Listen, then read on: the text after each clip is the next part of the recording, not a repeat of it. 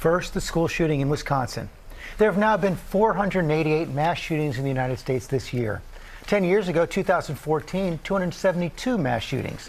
By 2021, the number peaked at 689. Another student and teacher have now been killed. 6 other people were wounded, 2 with life-threatening injuries. Parents waited hours to be reunited with their children, and overnight, authorities identified the shooter who killed herself. Alex Perez is on the scene at the K-12 school in Madison with the latest on the investigation and a community grieving. Good morning, Alex. Hey, good morning, George. Just a terrifying ordeal for this community. Monday was supposed to mark the start of Spirit Week for this school. Instead, students were running for their lives. Maybe 6 people injured, at least 2 shot. This morning, a community devastated. Authorities in Wisconsin working to figure out what led a 15-year-old student investigators have identified as Natalie Samantha Rupnow to open fire, killing a teacher and a fellow student in a study hall classroom with students from different grades. There have been at least 50 cops. The suspected shooter using a handgun, police say, injuring at least 6 others, dying of a self-inflicted gunshot wound. We heard them, and then some people started crying, and then we just waited till the police came. This is sad. We always heard on the news all over the place, but we didn't think one day that can happen to us here at ALCS.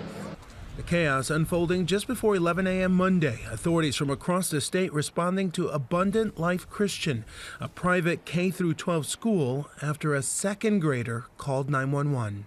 Don't let that soak in for a minute. A second grade student called 911 at 10:57 a.m. to report a shooting at school. I saw some officers with long guns headed into the school. John Diaz de Leon lives across the street. The older students were running across the parking lot to the church sanctuary. The younger students holding hands were led out to go across the parking lots to the sanctuary. Terrified parents like Britt and Kyle Grange waiting hours to be reunited with their children. I was with my friends and I was like crying with them, and then I heard gunshots upstairs. How grateful are you that you have your 2 little ones right next to you right now? I'm very, very, very thankful. I mean, the gut-wrenching feeling that you feel when you get that notification, you always just hope that never happens, and it happened today. This morning, investigators looking into social media accounts believed to be the shooters, showing signs of a gravitation towards potential neo-Nazi violence and engagement in forums venerating mass shooters. Posts just minutes before the shooting show a photo of a hand making an OK sign in a bathroom stall, sometimes used as a white power sign. Investigators searching the suspected shooter's home overnight, their parents cooperating and speaking with police. How does any 15-year-old get a hold of a gun? We are certainly speaking and talking with the parents who are cooperating to determine if they were gun owners and if they had guns.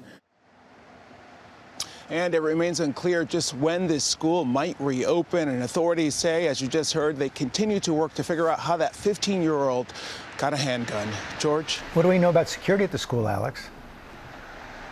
Well, George, we know this school does not have a resource officer, nor do they have metal detectors, but officials say they do have cameras inside the school that are monitored, and teachers and staff are trained to visually scan students every day looking for any potential threats. Officials say teachers and staff here did everything they were supposed to do. George? Alex Perez, thanks.